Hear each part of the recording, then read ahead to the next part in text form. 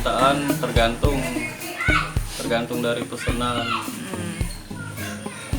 Sudah. Kalau harganya berapa Kak? Seribuan. Oh, ini kalau sekarang motif yang paling banyak digemari motif apa? Doraemon, sama villa. Oh, villa. Lagi trennya. Lagi trennya. Ini prosesnya berapa lama Kak? Kalau Untuk jadi langsung jadi layang-layang gitu. 1.000 satu hari, dari jam 8 hari. sampai jam 5 sore.